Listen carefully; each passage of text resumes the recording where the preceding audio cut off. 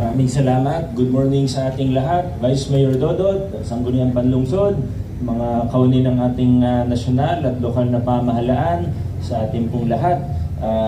Lalo na sa ating host ngayong umaga ng ating Environmental Sanitation. Ano ba talaga pangalan nyo? Sabi dito sa program, department. Sabi dun sa sign, office. Hindi sabi nyo sa akin ngayon, section. Medyo nalilito kami ha. Iba-iba. Hindi, pero section talaga kayo.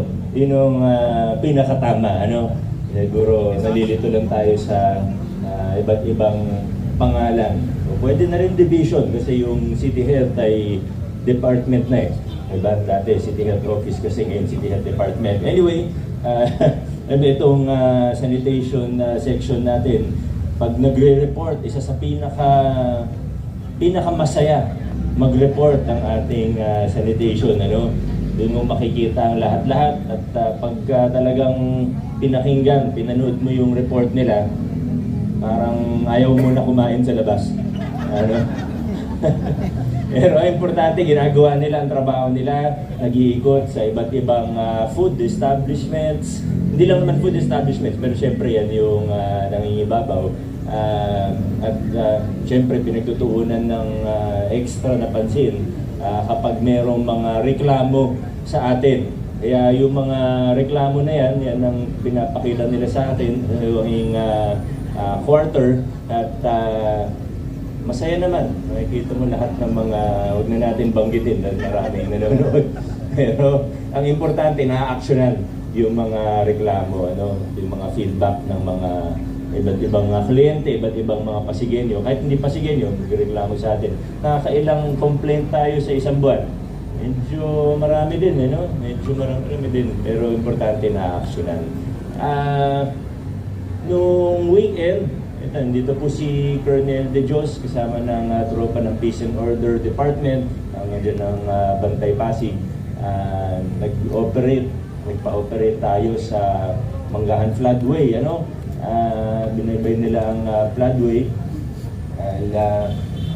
May isa sa mga challenge area. Hindi yung mga kabahayan, kundi yung mga gilid-gilid, pati dun sa mga drainage, di ba? Minsan may mga tao dun na nagiging problema natin.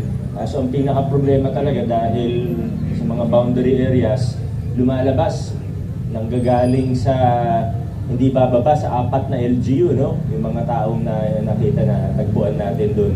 Pero importante, consistent lang tayo. Alam kong mahirap at siguro kulang din tayo sa tao, pero kailangan maging consistent lang tayo pati dun sa clearing. Diba? Isang truck yata, mahigit sa isang truck, yung 2 truck yung na-clear nila, na kung ano-ano. Kung ano-ano ang mga nahanap natin dun. Pero importante maging consistent tayo. Hindi lang sa floodway, kundi sa iba't ibang challenge areas natin sa lungsod ng Pasig. Sa engineering department naman, first may blessing tayo ng iilan sa bago-bagong sasakyan natin. Pero ang paulit-ulit na paalala natin sa lahat, lalo na sa mga nagiging project in charge, yung mga hinahawakang project na kailangan medyo aktibo, kailangan proactive tayo. Hindi naman sa naghahanap tayo ng mali sa mga proyekto natin, pero kailangan siguraduhin natin na we are on top of things. Kailangan pagka walang gumagawa, hindi contractor, di ba? May ibang contractor kasi magbibid sa napakaraming proyekto, sa papel, qualified, pero pag nanalo na sa maraming proyekto, nabibigla din at hindi nila kaya talagang gawin. Minsan naiiwanan o naghahati-hati yung tao nila o kaya kukuha ng subcon na hindi rin naman ganun ka-okay. Hindi naman natin nila lahat, pero alam natin nangyayari yan. Pero sa dulo, sa end natin, importante, nababantayan natin ng maigi. May mga iba tayong proyekto na papansin natin, ang tagal bago makarating yung report. Minsan umabot ng ilang linggo, may ilang instance na umabot ng buwan bago makarating yung report na walang gumagawa. Minsan nadadaanan ko, parang walang gumagawa. Baka naman ngayon lang. babalikan ko, wala pa rin gumagawa. Pero wala pang report na dumarating. May ilan lang naman ha, hindi natin nilalat. Minority lang naman kung tutusin. Pero kailangan maging mas aktibo tayo. Bantayan natin na maigi hanggang sa punch list. Mula sa umpisa hanggang sa dulo, kailangan na maging mas active yung mga project in charge natin. Huwag natin iasa sa management lahat. Kailangan pag may nakitang mali, may nakitang substandard, may nakitang mabagal o hindi gumagawa, kailangan tayo. Diba? Medyo aggressive tayo ng konti.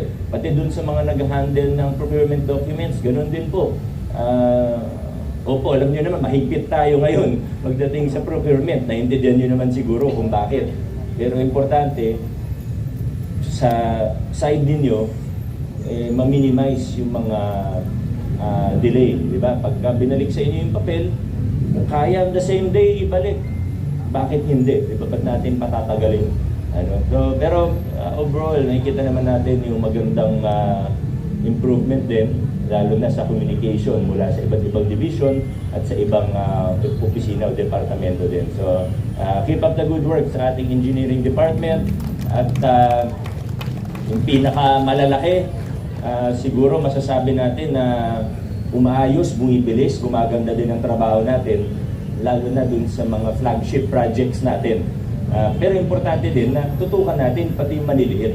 Diba? Kahit yung project na 500,000 lang o 1 milyon, kailangan tutukan din yan. Hindi lang yung bilyong pisong project yung tutukan natin. Kailangan lahat po talaga. Pero muli po, yun dun sa mga malalaki, yung mga flagship project natin, gaya na lang ng New City Hall, kita nyo naman kung gaano kaganda yung progreso. At maya-maya magka-topping off na nga tayo. Napakabilis po no, ng pagkakagawa.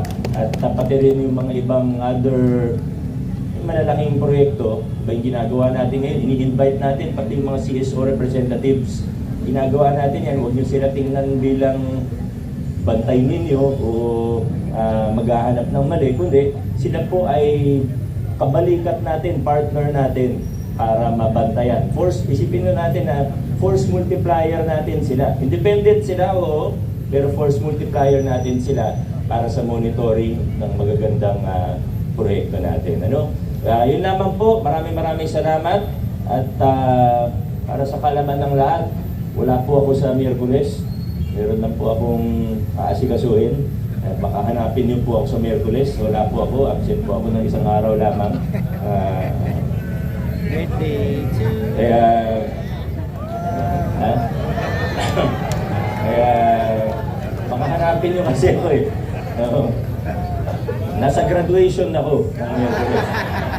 Ilang graduation tayo sa Miyerkules, di ba? PLP at ano. So yun lang po, maraming salamat. Adjourn na po tayo.